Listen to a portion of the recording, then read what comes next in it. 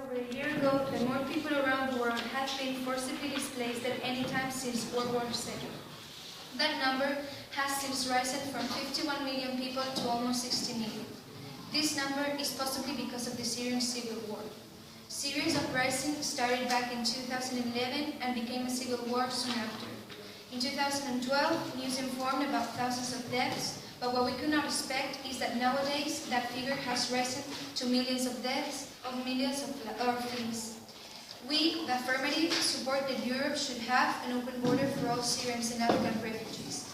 We believe that we should allow them coming into our continent after the ordeal they have been through. There are several reasons why we support an open border.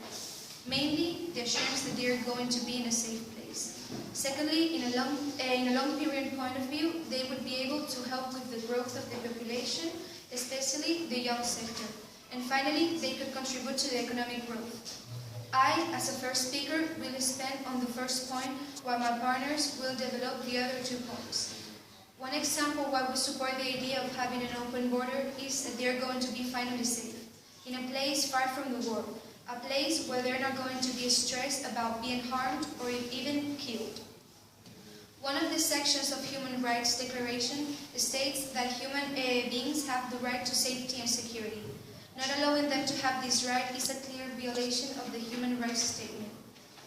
Europe has always tried to display an attitude of charity, not only between Europeans, but with the rest of the world. I don't think that it is the time now to turn our backs to people who genuinely need it. Not only is it hard for them to leave their houses, family, and lifestyle, but to arrive in a continent where they are not welcome. It is not the way a wealthy continent such as Europe should behave. So, for those who are against an open border, what should we do with them? Allowing only a limited number of people coming in?